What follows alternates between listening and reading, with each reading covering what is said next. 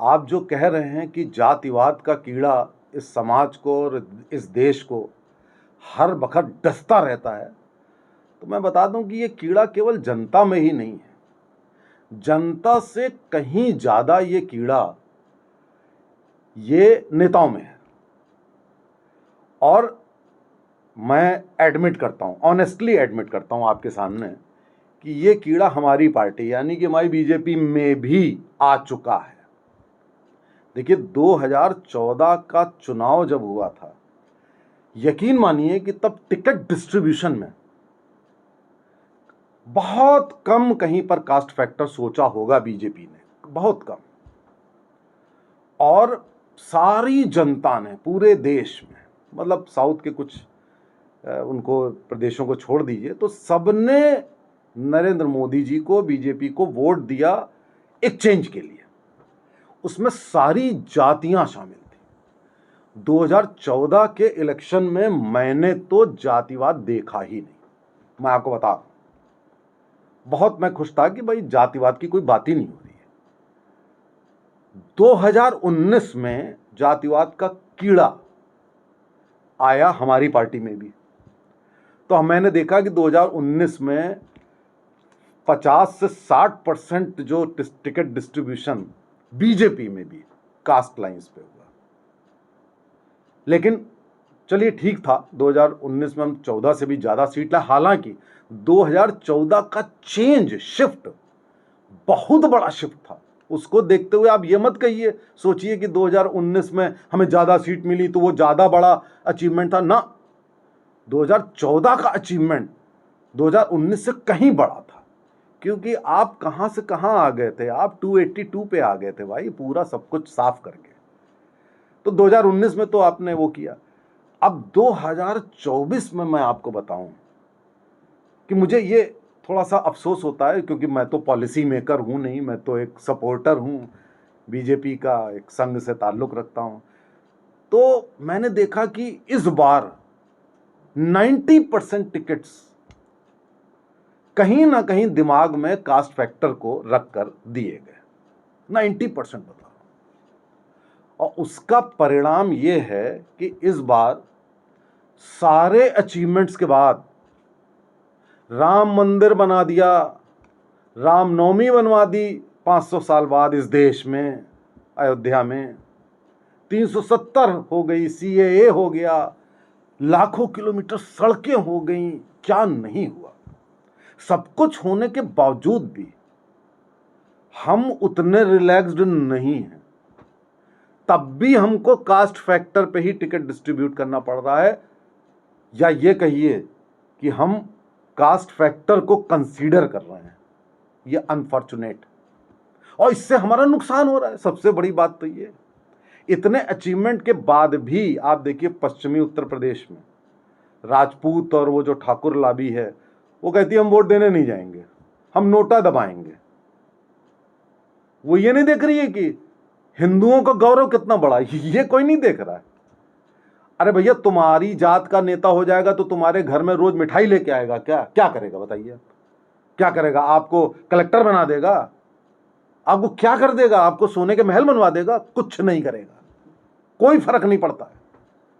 ये एक माइंडसेट है जाति का जो जा ही नहीं रहा लोगों में।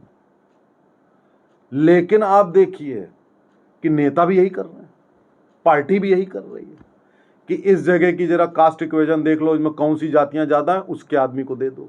किया गया ये बिल्कुल 100% किया गया, हर जगह किया गया। कुछ सीटों को छोड़ दीजिए जहां पे बिल्कुल बहुत बड़े नाम रखे गए, उनको आप छोड़ दीजिए। उसमें कितने होंगे? 5%, 5% और कर लीजिए 10%। उस 10% में आप छोड़ दीजिए तो 80 to 90% ticket distribution caste lines पर आपको करना पड़ रहा है इतने अचीवमेंट के बाद। आप जरा सोचिए। आप कहेंगे कि जनता है कास्ट माइंडेड, मैं नहीं मानता इस बात। अच्छा, मैं आपको एक एग्जाम्पल देता हूं।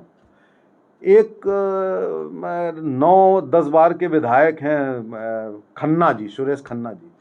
भैया, उनकी जात का तो कोई है ही नहीं उनके इलाके में। कैसे जीत जाते हैं चुनाव, आप ये बताइए? कैसे जीत जाते हैं? 2014 में बीजेपी कैसे जीत गई? मोदी जी कैसे जीत जाते हैं हर जगह? बनारस में आप देख लीजिए कैसे जीत जाते हैं। तो ये सोचना हमारे शीर्ष नेतृत्व के द्वारा कि नहीं साहब इस जगह पे सहारनपुर में इसको दे दो, यहाँ पे इसको दे दो, यहाँ पे, अरे बिल्कुल गलत है। मैं एक सजेशन सुझाव देता हूँ, अब वो मेरा सुझाव तो देखिए माना नहीं जाएगा। मैं सुझाव देता हूँ कि मान लीजिए फॉर एग्जांपल आप कह रहे हैं जाट लैंड है, वहाँ पे जाट भी हैं और राजपूत भी हैं और ये भी हैं और 10% ये हैं। यहाँ तो परसेंटेज गेम होता है, तभी तो कास्ट सेंसस की बात होती है। 10% सारे हैं और इतने ओबीसी इतने, अगर सब कुछ वहाँ पर हैं तो आप उनमें से किसी को मत दीजिए टिकट। मैं आपको बता रहा हूँ। अब जैसे मान लीजिए आपने सोचा कि जाट लैंड को खुश करने के लिए हम जाट को बीजेपी अध्यक्ष बना दें, जाट को टिकट दे दें, क्या होगा? बाकी राजपूत चिढ़ जाएगा, बाकी फलाना चिढ़ जाएगा, ढिमाका चिढ़ जाएगा। आप जाट में भी जो राइवल फैक्शन होगा, राइवल ग्रुप होगा, वो नाराज हो जाएगा।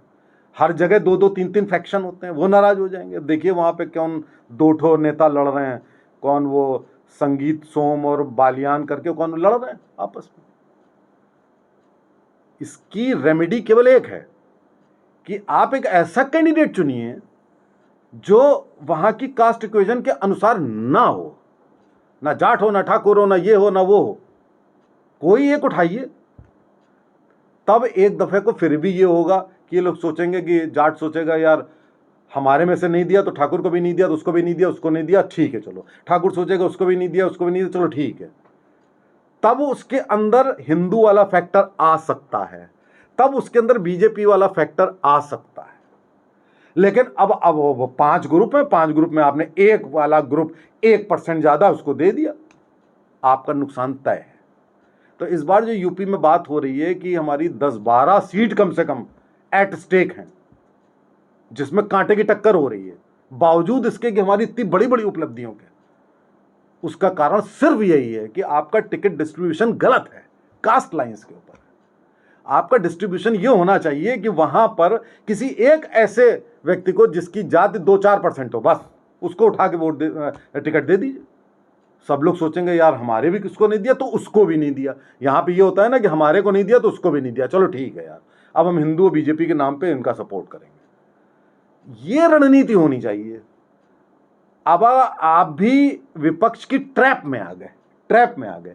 वो जातिगत कार्ड खेलता है, आप उसकी ट्रैप में आ गए, आप भी वही काम करने लगे जातिगत। अब क्या होगा कि फलाना देगा वोट, फलाने नहीं देंगे वोट।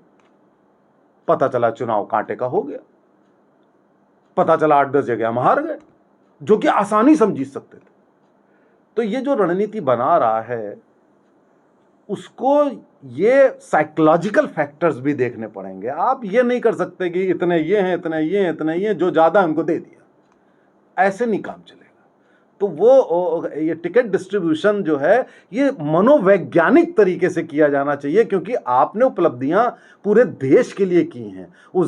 आप उन उपलब्धियों को अगर आपने डाइल्यूट कर दिया कास्ट फैक्टर से, तो आप फिर गए काम से। फिर